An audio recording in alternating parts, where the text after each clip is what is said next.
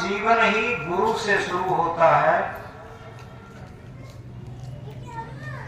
गुरु किसी शरीर को नहीं कहते। जो शरीर को संचालित करने वाली सत्य सत्ता है वो सच्चा गुरु है।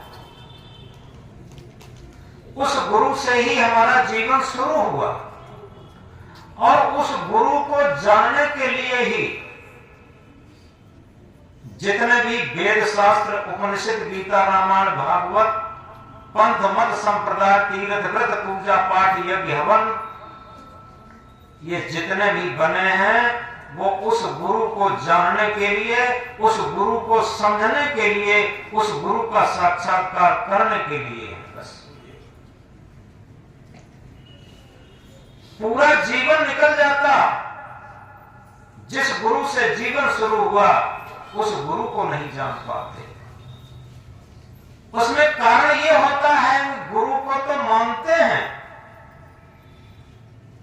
लेकिन गुरु के आदर्श को, गुरु की आवाज को, गुरु के सूत्र को नहीं मानते। जब तक हम गुरु के आदर्श को नहीं मानेंगे, गुरु के सूत्र को नहीं मानेंगे, उस पर चलेंगे नहीं, तब तक हमारी मंजिल तय नहीं होगी।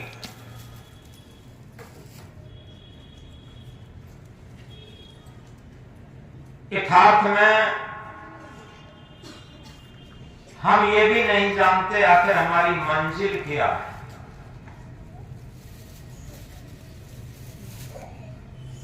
आज नववर्ष पूरे भारतवर्ष में बड़ी खुशी से लोग मना रहे हैं, लेकिन खुशी का मूल रहस्य, उसके पीछे भी कारण होता। क्योंकि ऊपर से हम कितनी भी खुशियां मनाएं,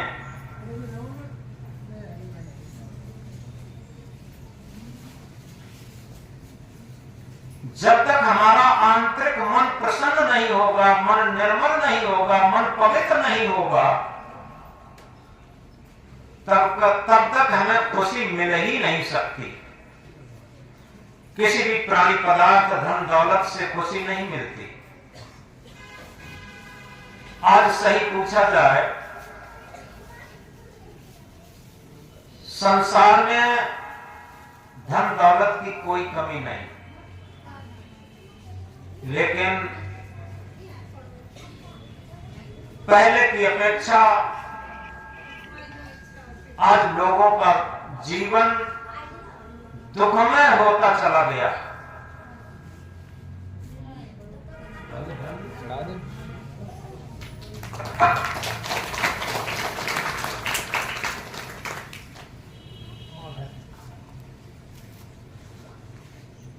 अगर दुख पैसे से खरीदा जाता, अगर दुख पद प्रतिष्ठा से मिलता, अगर सुख पैसे से खरीदा जाता, सुख पद प्रतिष्ठा से मिलता, सुख किसी मान सम्मान से मिलता, तो निश्चित ये सारी चीजें बहुत लोगों के पास हैं। सच्चा सुख, सच्ची शांति हमारे मन की निर्मलता पर आधारित है, मन की पवित्रता पर आधारित है।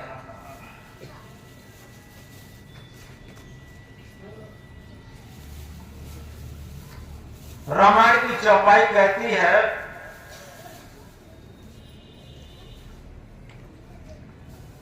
जिसका मन निर्मल है, पवित्र है, वही गुरु स्वरूप, आत्म स्वरूप, पवित्र परमात्मा स्वरूप को प्राप्त कर सकता। जहां छल कपट है, राग द्वेष है,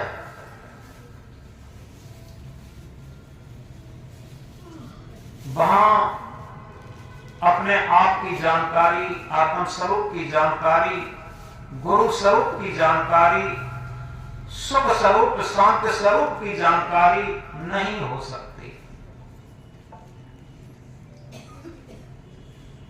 तो इसलिए इस बात को हम बहुत गहराई से समझें जब हम एक कॉलेज में पढ़ते थे तो हमारे एक प्रधानाचार्य थे, वो प्रार्थना के समय कभी कभी कहा करते थे कि विद्यार्थियों, समय के सिर पर आगे से बाल है और पीछे से गंजा है। जिसने समय को आगे से नहीं पकड़ पाया, निश्चित है समय के जाने पर उसे पकड़ ही नहीं पाएंगे। ये उनके कहने की शैली थी, विद्यार्थियों को समझाने की शैली थी। उनके कहने का आशय ये था कि जो वर्तमान समय है वो हमारा सबसे बड़ा मूल्यवान है। इसीलिए संत सम्राट सदगुरु कबीर साहब ने कहा, जो बीत गया वो मुर्दा, जो बीत गया वो मुर्दा है, आने वाला सपना है, जिसमें हम बंधन काटें वो वर्तमान समय अपना। यथार्थ में जो बीत गया वो सपना। आज हम जिस उम्र में बैठे हैं, जो लोग उससे पीछे का जीवन याद करें, वो एक सपना है। और आने वाला सपना है। ये अमृत शब्द, अमृत महामंत्र हम अपने जीवन पर घटाना शुरू करें।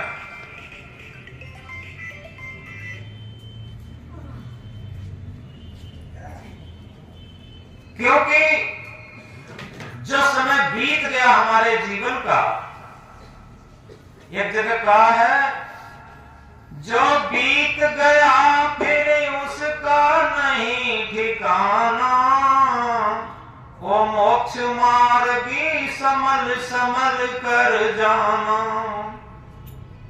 जो बीत गया फिर उसका नहीं ठिकाना, उसी को यहां पर स्पष्ट किया। जो बीत गया वो मुर्दा है, आने वाला सपना। जो बीत गया वो मुर्दा है, आने वाला सपना है, जिसमें हम बंधन काटें वर्तमान समय अपना। जितना हमारा जीवन का समय बीत गया वो सब मुर्दा, डेड हो चुका। और जो भविष्य जिसे हम कहते हैं सुनहरा भविष्य, लेकिन यथार्थ में पता नहीं कि सुनहरा होगा कि दुखदाई होगा, ये पता नहीं होता, क्योंकि वो वर्तमान पर आधारित होता। हमारे जीवन का जो सबसे मूल्यवान समय है वो वर्तमान है। अगर हम वर्तमान को समझ लिए तो निश्चित है हम जीवन को समझ लेते। अगर हमने वर्तमान समय को नहीं सुधार पाया, वर्तमान समय को नहीं समझ पाया, वर्तमान समय में जागृत होकर के अपने जीवन को नहीं पहचान पाया, अपने अंतरात्मा रूपी गुरु को नहीं पहचान पाया, तो निश्चित है हम कितनी भी पोथी पत्रा पढ़ते रहें। सदगुरु कबीर साहब क्या कहते हैं, पोथी पढ़ पढ़ जग मुआ, पंडित भया न कोई, ढाई आखर प्रेम का पढ़े सो पंडित हो। यथार्थ में अगर हम सही तरीके से आत्मीयता का प्रेम पढ़ना सीख गए, आत्मीयता का प्रेम व्यवहार में लाना सीख गए, तो 4 वेद 6 शास्त्र 18 पुराण व्याकरण 9 व्याकरण 10 उपनिषद गीता रामायण भागवत बीजक सब कुछ सीख गए। और अगर हमने आत्मीयता का प्रेम न सीख पाया तो कुछ नहीं सीख पाया।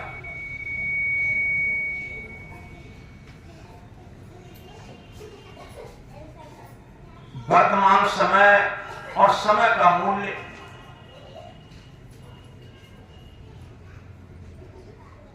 एक छोटी सी बात से समझेंगे, ऐतिहासिक बात।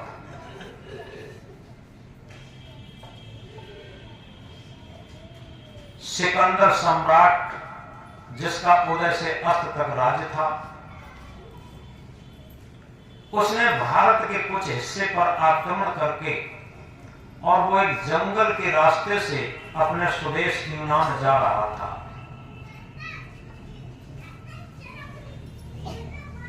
अपनी सैनिक की टुकड़ी से वो भटक गया। उसे जंगल में प्यास लगी और प्यास लगने पर उसे ये लगा अगर आध घंटा पानी न मिला तो प्राण पखेरु उड़ जाएंगे और ये उदय से अंत तक राज्य सब छूट जाएगा। तो वो जंगल में छटपटाता है। जब आदमी परवश होता तब उसका अहंकार गलता है। अहंकार की आग में दहित सकल संसार, याते बाचे संत जन केवल शांति आधार, याते बाचे भक्त जन केवल शांति आधार। संत और भक्त शांति का आधार लेकर के ही इस अहंकार की धरकती आग से बच सकते। जिसके पास जितना अधिक ये सांसारिक तामझाम होता है उसे उतना ही अधिक अहंकार भी होता।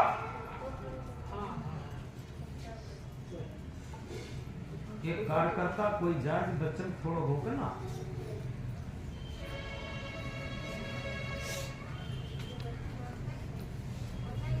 तो सिकंदर सम्राट छटपटाता है। जंगल में उसे एक झोपड़ी दिखाई दी जहां एक संत बैठे हुए थे अपने ध्यान में। सिकंदर सम्राट उन संत के पास पहुंचा, जूतों से खटपट की आवाज की। संत ने आंखें खोली तो एक सम्राट को चेहरा देखने को मिला। संत ने सम्राट को देख करके फिर आंखें बंद कर ली। सिकंदर को अहंकार फिर जगा और बोला, क्या तुमने मेरा नाम नहीं सुना? क्या तुम मेरे को नहीं जानते? मेरा नाम सिकंदर महान है और भारत मेरा गुलाम होने वाला है। संत तो संत ठहरे। संत ने कहा, मैंने आपका नाम भी नहीं सुना और मैं आपको जानता भी नहीं, और चाहे भारत आपका गुलाम हो चाहे आप भारत के गुलाम हो, मुझे क्या लेना देना। हम जंगल में रहते हैं, कंदमूल फल खाते हैं और अपने अविनाशी का भजन करते हैं। मुझे क्या लेना देना आपसे? बताओ मेरे पास कैसे आना हुआ? तो सिकंदर ने कहा कि महाराज मुझे बहुत प्यास लगी है और आप तुरंत हमें एक लोटा ठंडा पानी पिला दें, अन्यथा हमारे प्राण पखेरु चले जाएंगे, उदय से अंत तक राज छूट जाएगा। संत ने कहा, ठीक है, मैं अभी आपके लिए पानी ला रहा हूं, लेकिन इससे पहले बात पूछना चाहता हूं, एक प्रश्न पूछना चाहता हूं। एक लोटा पानी का आप क्या शुल्क दे सकते? सिकंदर को फिर अहंकार जगा, क्योंकि जिसे अहंकार होता है पल पल में जलता। तो सिकंदर ने कहा, क्या शुल्क दे सकता? मैं एक लोटा पानी का शुल्क अपना उदय से अंत तक राज देकर और एक लोटा पानी पीकर अपने प्राणों को बचाऊंगा। संत ने एक लोटा पानी लाकर के सिकंदर को दे दिया और जैसे ही सिकंदर पानी पीने लगा, संत ने याद दिलवाई, याद रखना राजन, आप जिस राज्य का इतना अहंकार करते थे उसकी कीमत जानते हो? 1 लोटा पानी, और वो बिक चुका है। 1 लोटा पानी में बिक चुका है जिसका इतना बड़ा अहंकार करते थे। और जैसे ही 1 लोटा पानी पिया और पीने के बाद गहरी और ठंडी सांस ली, क्योंकि अहंकार भी गल चुका था। और सिकंदर ने क्या कहा कि वास्तव में जिसका हम अहंकार करते थे उसकी कीमत मात्र 1 लोटा पानी है।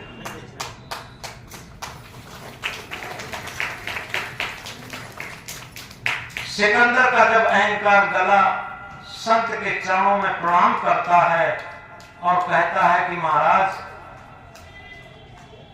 अब मुझे जाने की आज्ञा दें। संत ने कहा कि देखो, राज्य मुझे लेना नहीं था, केवल आपके अहंकार को गलाना था। आप जा ही रहे हैं तो चलते चलते मेरी एक बात और ध्यान में रखना, जीवन में बहुत काम करेगी। संत ने कहा देखो, ये तुम्हारा उदय से अब तक राज बहुत छोटी चीज है, बहुत छोटी चीज है। ये सारे भूमंडल के सारे राज्यों की सारी संपत्ति देकर भी जीवन का एक क्षण, जीवन की एक श्वास जो बीत चुकी है उसे आप वापस नहीं कर सकते। इसे ध्यान से समझना। संत ने क्या कहा? ये आपका उधर से अब तक राज्य बहुत छोटी चीज है। सारे भूमंडल के सारे राज्यों की सारी संपत्ति देकर भी जीवन का जो क्षण बीत चुका है, जीवन की जो श्वास बीत चुकी है, उसे वो सारी संपत्ति देकर भी वापस नहीं कर सकते। इस बात का बहुत ध्यान रखना। इस बात को सुनकर के सिकंदर का जो रहसा अहंकार था वो भी गला और उसके अंदर एक जागृति फूटी। जब मन के अंदर से अहंकार गलता है तो मन के अंदर ही ज्ञान की किरण फूटती है। इस बात को गहराई से समझना। इसे समय समय पर हम एक बात कहा करते हैं, कुंभ बांधा जल रहे, जल बिन कुंभ न होए, ज्ञान बांधा मन रहे, मन बिन ज्ञान न होए। किसी घड़े में पानी को हम बांध सकते, लेकिन पानी के बिना घड़ा बन नहीं सकता। याद रखें, जब तक मिट्टी में पानी नहीं डाला जाएगा तब तक घड़ा बनेगा कैसे? इसी तरीके से ज्ञान बांधा मन रहे, ज्ञान से हम मन को बांध सकते, लेकिन मन बिन ज्ञान न होए, मन के बिना कोई भी ज्ञान विज्ञान आज से जागृत नहीं हुआ। मन का बहुत बड़ा मूल्य है और इसी मन को बदलने के लिए सारे संत महापुरुष आए और सारी सत्संग से लेकर, ध्यान से लेकर, समाधि से लेकर जितनी भी प्रक्रियाएं हैं इस मन को बदलने के लिए। तो जब अहंकार गला सिकंदर सम्राट का, उसके मन के अंदर से ज्ञान की किरण फूटी। जब तक हमारे मन का अहंकार नहीं गलता है तब तक हमारे अंदर सेल्फ नॉलेज जिसे कहते हैं, आत्मज्ञान जिसे कहते हैं, वो नहीं प्रस्फुटित होता। पोथी ज्ञान तो इस मन पर लाद सकते, जैसे गधे पर हम पोथियां लाद दें तो गधा ज्ञानी नहीं होता, ऐसे मन पर हम सारे शास्त्रों को रटा दें तो मन ज्ञानी नहीं होता। ये मन रूपी गधा। मन ज्ञानी तभी हो सकता है इसके अंदर से आत्मज्ञान प्रस्फुटित होने लगे, तब ये ज्ञानी होता। तो सिकंदर के मन के अंदर से स्वयं ज्ञान प्रस्फुटित होने लगा। अब एक एक कदम बहुत सहज से चलता है। अब अपने पिछले जीवन पर पश्चाताप भी करता है कि हाय, इन संत गुरु ने मुझे जगा दिया, ये संत मुझे पहले मिल जाते तो इस राज्य के लिए हम इतना हत्याहरण क्यों करते। कितने मैंने बच्चों को अनाथ किया, कितनी माताओं के सिंदूर उड़ाए और कितनी अबलाओं को हमने मारा अपने हाथों से, अपनी तलवार से। अब बताओ ये कितना मैं पापी हूं और इस राज्य के लिए ये सब किया। ये पश्चाताप कर रहा है। प्रायश्चित कर रहा है और इसी के साथ वो आगे भी बढ़ रहा है। धीरे धीरे जंगल को क्रॉस जैसे करता है, आगे उसके सैन्य टुकड़ी भी मिल जाती हैं, साथी लोग भी मिल जाते हैं। अब वो चल रहा है लेकिन उसके चलने की स्थिति बदल जाती है क्योंकि अहंकार गला हुआ है। और भारत में ही यात्रा कर रहा है अभी, और भारत में ही वो बीमार पड़ जाता। जब बीमार पड़ गया, उसके साथ वैद्य थे। जैसे आज भी मंत्रियों के साथ डॉक्टर चलते हैं, वैसे राजाओं महाराजाओं के साथ पहले वैद्य लोग चलते थे। सिकंदर के साथ एक वैद्य थी, बहुत योग्य वैद्य थे। बीमार पड़ता है और वैद्य जी से सिकंदर ने कहा कि वैद्य जी, दवा से कोई लाभ नहीं मिल रहा, चाहे उदय से अंत तक राज लग जाए, लेकिन हमें ठीक कर लेना जिससे कि हम स्वदेश पहुंच सकूं, अपनी मां से मिल सकूं, अपनी पत्नी से मिल सकूं, अपने बच्चों से मिल सकूं। वैद्य ने क्या कहा, राजन कैसे कहूं, कहा नहीं जाता। राजन कैसे कहूं, कहा नहीं जाता। आपके सारे मृत्यु के लक्षण उभर आए हैं, कोई दवा काम नहीं कर रही। अब अगर स्पष्ट रूप से कहूं तो आप कहते हैं उदय से अब तक राज्य के खजाने की बात, मैं कहता हूं सारे भूमंडल के, सारे राज्यों के सारे खजाने लगा दिए जाएं, तब भी आप बच नहीं पाएंगे क्योंकि मृत्यु के सारे लक्षण उभर आए। और जैसे ही वैद्य की इस बात को सुना, थपक थपक करके सिकंदर सम्राट रोने लगा बड़े बड़े आंसुओं से और कहता, हाय वो भारत के महान संत मुझे पहले मिल जाते तो इस राज्य के लिए इतना हत्याहरण नहीं करता। आज मेरे क्या साथ किया जा रहा है, केवल पापों के संस्कार जा रहे हैं। ये पश्चाताप करता है। और फिर उसने, जब उसे स्वयं लगने लगा, कुछ गला घुटने लगा है, श्वास रुकने लगी है और अब ज्यादा समय तक शरीर नहीं चलेगा, तब उसने अपने साथियों से कहा कि भाइयों, साथियों, ऐसा करना, जब मेरी अर्थी निकालो तो कफन से दोनों हाथ बाहर खुले छोड़ देना। साथियों ने कहा कि राजन आप ऐसा क्यों कहते हैं, ऐसा तो दुनिया में किसी ने नहीं कहा। तो साथियों ने, वो सिकंदर ने कहा अपने साथियों से, मैं इसलिए कह रहा हूं कि हमारे पास उदय से अंत तक राज्य था और उतना ही बड़ा मुझे अहंकार था, और मुझे एक भारत के संत ने जगाया था। अगर वो महान संत मुझे पहले मिल जाते तो इस राज्य के लिए मैं इतना हत्याहरण नहीं करता, क्योंकि आज मेरे साथ एक छदाम भी नहीं चल रही। इसलिए आप लोगों से निवेदन है कि जब मेरी अर्थी निकालो, जनाजा निकालो, तो कफन से दोनों हाथ खुले बाहर छोड़ देना। थोड़ी देर में उसका गला घुटने लगा, प्राण पखेरु उड़ गए, और जब उसकी अर्थी निकाली गई तो कफन से दोनों हाथ खुले बाहर छोड़ दिए गए। और तभी से ये कहावत चली, इकट्ठे कर जहां के जर, इकट्ठे कर जहां के जर सभी मुल्कों के माली थे, इकट्ठे कर जहां के जर सभी मुल्कों के माली थे, सिकंदर जब चला दुनिया से दोनों हाथ खाली। अब हम समझना ये चाहते हैं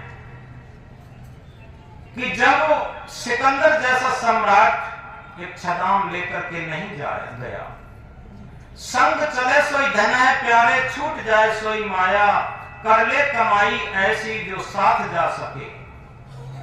क्या आज हम नववर्ष पर केवल खीर पूरी खा करके, लड्डू पूरी खा करके और खुशी मना करके इसे समाप्त करना चाहते हैं, या इसे एक संकल्प दिवस के रूप में मनाना चाहते हैं? यदि नववर्ष को हम संकल्प दिवस के रूप में मनाना चाहते हैं तो हमारी ये बहुत बड़ी जीत होगी, और केवल हम मन की खुशी से, इसे मन के विकृति से इसे मनाना चाहते हैं, तो निश्चित समझो ये हमारी जीवन की सबसे बड़ी हार होगी। ये खुशी न मनाए कि नव वर्ष आ गया, नव वर्ष आया, क्योंकि नव वर्ष तो रोज आता है। ऐसा कोई श्वास नहीं है, ऐसी कोई क्षण नहीं है जो नव वर्ष की भांति ना हो, रोज नव वर्ष। मत मजहब की दृष्टि से देखो तो आज ये ईसाई मत का नव वर्ष है, कल हिंदू मत का नव वर्ष आएगा आधे चैत पर, इसके बाद मोहम्मदन का नव वर्ष आएगा, इसके बाद बौद्ध का आएगा, इसके बाद जैन का आएगा, इसके बाद कबीर पंथ का आएगा। इसी तरीके से अन्य अन्य मजहबों के नव वर्ष आते रहेंगे, रोज कोई कोई नव वर्ष है। ये बहुत बड़ी बात नहीं है। बहुत बड़ी बात यह है वह क्षण हमारा बहुत अमूल्य होगा जिस क्षण हम एक संकल्प लें। क्या? सभी लोग दोहराएंगे, संकल्प हो हमारा इंसान हम बनेंगे।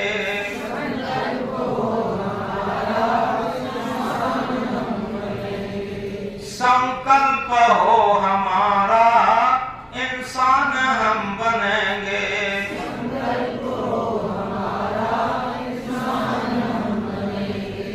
इंसान बन गए तो भगवान भी बनेंगे।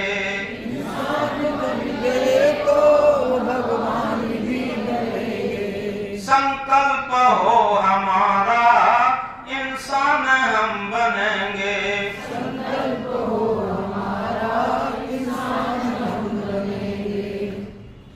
सबसे बड़ी बात वेदों में कहा है मनोरभव मनोरभव मनोरभव। सारे शास्त्र, सारे महापुरुष, सारी पूजा पाठ, सारे तीर्थ व्रत केवल एक ही सूत्र पर हैं कि हम किसी तरीके से मनुष्य बन जाएं। लेकिन होता क्या है, हम मनुष्य होकर के जन्म तो ले लेते हैं लेकिन मनुष्य होकर के जी नहीं पाते, और जब मनुष्य होकर के जी नहीं पाते तो मनुष्य होकर के मर नहीं पाते। सदगुरु कबीर साहब क्या कहते हैं, मानुष केरी खोलरी ओढ़े फिरत है बैल। मनुष्य के खोल में है लेकिन भीतर पशुत्व भरा है। मानुष होए के नाम हुआ, मुआ सो ढांगर ढोर, एको जीव ठौर नहीं लगा, हुआ सो हाथी घोर। हम मनुष्य होकर के जन्म तो ले लिए लेकिन मनुष्य होकर के जी नहीं पाए, और जब मनुष्य होकर के जी नहीं पाए तो मनुष्य होकर के मर नहीं पाएंगे। तो क्या होगा कि हुआ सो हाथी घोर, यानी 84 लाख योनियों में भटकना पड़ेगा, पश्चाताप करना पड़ेगा।